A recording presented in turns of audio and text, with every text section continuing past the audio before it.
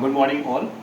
As we all know that this time we are facing lockdown problems. So, because of this lockdown, people are suffering a lot of problems like in economic sectors, in social sectors also. Social bonding is not proper nowadays, and the major problem which I am concerned with is a problem among the scholars of all class levels, all standards, which are facing problem. If we can see positively, the scholars have the best time to do self-study because of self-study they can go through all the chapters and prepare themselves accordingly.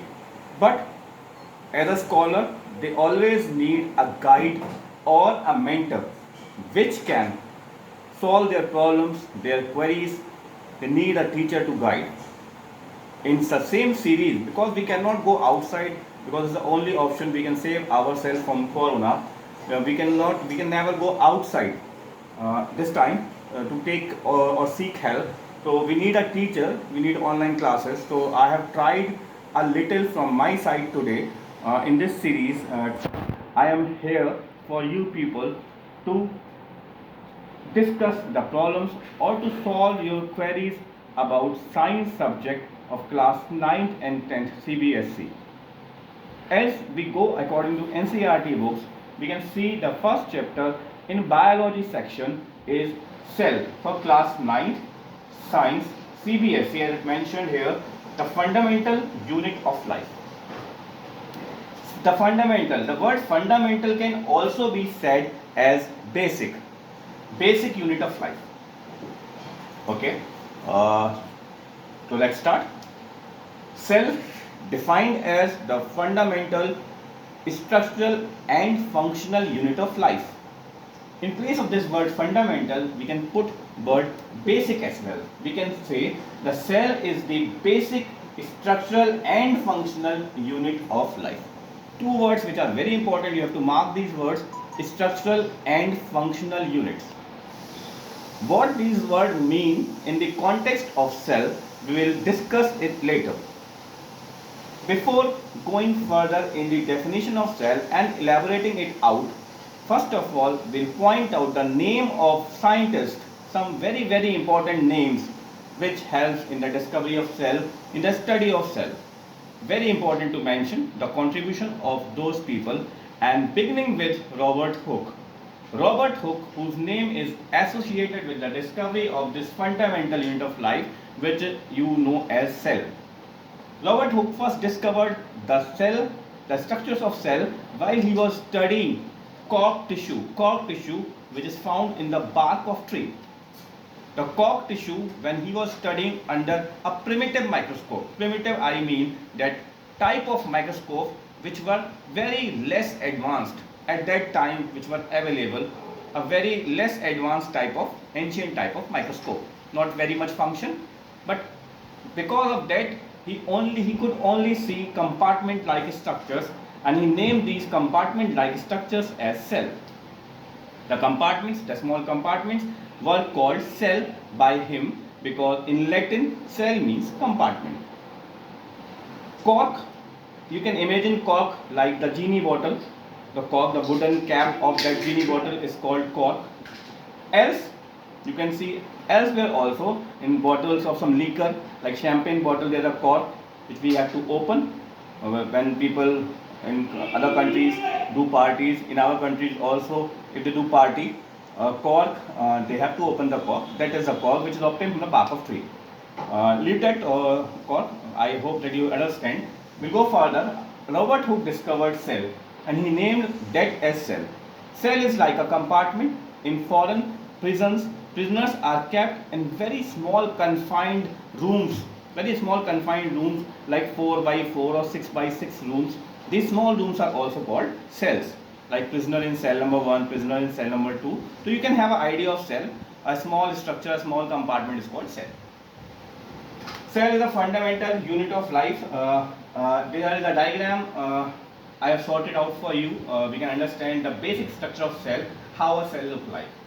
As we can see in the middle, there is a large space covered by structure, empty structure. You can see right now it seems empty. This is vacuole. We'll go in further details in our next future lessons on this further videos. And this is the structure which is nucleus. The nucleus was discovered by Robert Brown. Nucleus was discovered by Robert Brown. Robert Brown found nucleus. He termed this point nucleus. Nucleus is actually basically called the central part. It occupies central place in animal cell, but in plant cell, vacuole occupies a central place. So we can say that this is a diagram of plant cell.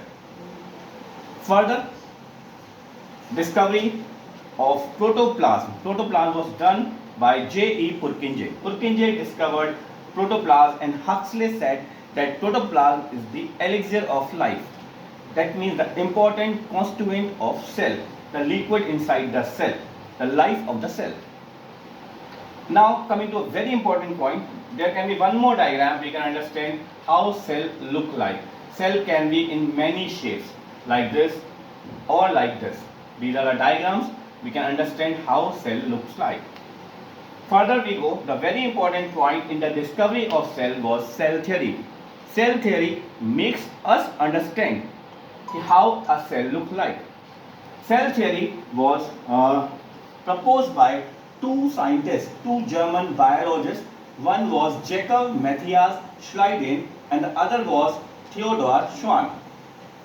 Jakob Matthias Schleiden was a German botanist who studied plants, and Theodor Schwann worked with animals. That means he was a zoologist. They both together come to a conclusion which turned out as cell theory, जो cell theory के रूप में सामने आया. The main points of the cell theory which was proposed by these two great workers of biology, Jakob Matthias Schleiden and Schwann, were: number one, I'll a little elaborate this sentence. All living things, all living beings are made up of cell, or they start their life with a single cell. All living beings start their life with a single cell. That states that cell is the structural unit of life. The basic structure in anybody or any living organism is cell. The word which came from the definition, cell is the basic structural unit of life. Structure word comes from here. You can resemble it. Second, all the basic functions of the living organism, basic metabolic functions like respiration, like excretion, like nutrition, all the basic functions of any living organism takes place inside the cells. That means cell is the functional unit of life as well. Cell is the basic functional unit of life as well. And the last point, which was proposed by Rudolf Virchow, Rudolf Virchow, he introduced this point. In his language, he said, omnis cellulae e cellula. He said in his language, if we translate this statement into English, we can say that all the new cells, arising new cells comes from pre-existing cells. The word pre-existing means the cells which were existed before. पुरानी cells से ही नई cell बनती है. No new cell can arise like that only, just like that. It's not like that.